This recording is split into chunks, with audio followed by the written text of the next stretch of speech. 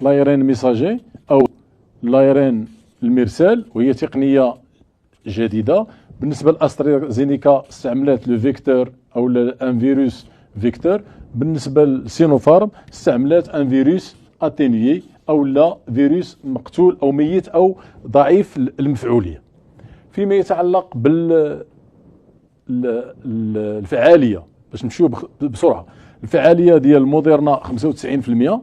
95% يعني الناس اللي دارت لهم التجربه 95% ديال الناس سواء طوروا مناعه لدرجه انهم ما تصابوش بكورونا فيروس. بالنسبه ديال فايزر 94%. بالنسبه ديال استرازينيكا فيه نقاش ما بين 70 حتى ل 90% على حساب واش خديتي هنا ان دومي دوز بلس ان دوز او لا هنا ان دوز النهار الاول وان دوز في جي 21، هنا ان دومي دوز النهار الاول و ان دوز في الجي 21. هنا دائما حقنه وحده النهار الاول وحقنه من بعد 21 وحده ومن بعد 21 حقنه ثانيه. بالنسبه ديال سينوفارم الفعاليه ديالو مع الاسف حتى الان ما معطياش، وهذا احدى نقاط ضعف سينوفارم. علاش؟ لان النتائج ديال المرحله الثالثه باقا ما ظهرتش، ولكن الدراسات اللي دارت وحتى الخبراء ديال سينوفارم تيقولوا على ان نسبه النجاح ديالو غتكون 60%. اللقاحات هادو بثلاثه بربعه، كذلك اللقاح الصيني فيه وحده النهار الاول وحده نهار 21. فيما يتعلق بالحفظ ديال هاد اللقاحات، فبالنسبه لموديرنا الا كان غيتحفظ مده 30 يوم يمكن يبقى في درجه الحراره ما بين 2 حتى ل 8 درجات، ولكن الا بغينا نمشيو ل 6 شهور الحفظ ديالو مده 6 شهور كيمكن خصو يبقى في ناقص 20 درجه. بالنسبه لديال فايزر وبيونتك خصو ناقص 70 الى ناقص 80 درجه، وهذه نقطه ضعف ديالو كبيره فيما يتعلق بالتخزين ديالو. بالنسبه ديال استرازينيكا كيبقى ما بين 2 و 8 درجات. بالنسبه ديال سينوفارم كذلك ما بين 2 حتى ل 8 درجات بحال كاع لي فاكسان عاديه. فيما يتعلق بالثمن، الثمن ما هو نيجاتيف غنبقى نديرو بالاحمر. مثلا كما قلت ان ديال استرازينيكا ديال فايزر نقطه الضعف ديالو هو هادشي ديال الحراره.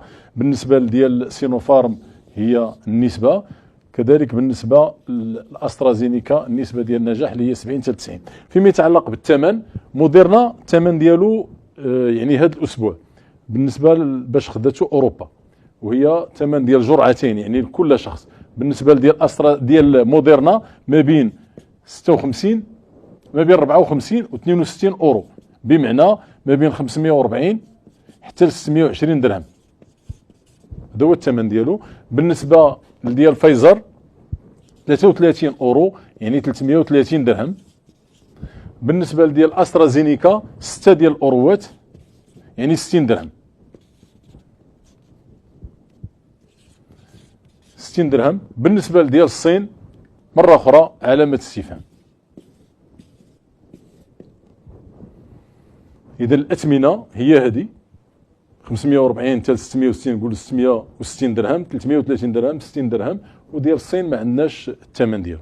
اذا هذه هي المقارنه اللي كاينه ما بين لي فاكسان اللي كي سون ميو كلاسي او لا لي فاكسان اللي قراب اللي لحقوا المرحله الثالثه وكذا.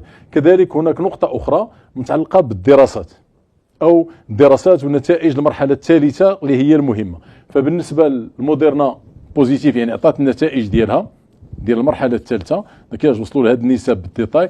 فايزر نفس الشكل. بالنسبه لاسترازينيكا نفس الشكل. بالنسبه للصين باقي حتى الان ما عندناش النتائج النهائيه، مع العلم على ان استرازينيكا الاسبوع اللي فات في الانتاج دو ماس، لان فاش كنفوتوا المرحله الثالثه كندوزوا الانتاج الكثيف او الانتاج الكبير، كان وقع ان بروبليم في لا برودكسيون دو ماس، ظهروا بعض الاختلالات في لا ستابيليتي ديال لو فاكسان وكانوا وقفوا الانتاج ديالو حتى داروا لجنه خاصه من اجل الدراسه فين وقع المشكل. اذا هذه هي المقارنه ما بين لي فاكسان بلي ديتاي ديالهم.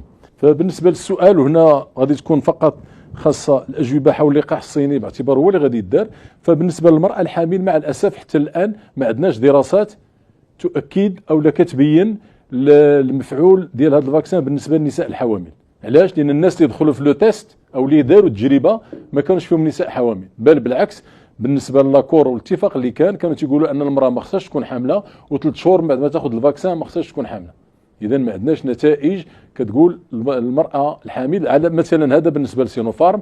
بالنسبه لواحد النقطه اساسيه مرتبطه دائما بلي فاكسان كاملين، وهي ان في اوروبا او على الاقل انجلترا اللي بدات فيها الفاكسيناسيون، فالحكومه البريطانيه عطات بحال بغيتي تقول ان ايمونيتي، حمايه قانونيه لهذه الشركات ديال هاد لي لابوراتوار ديال الدواء، انه لن يتم المتابعه ديالهم.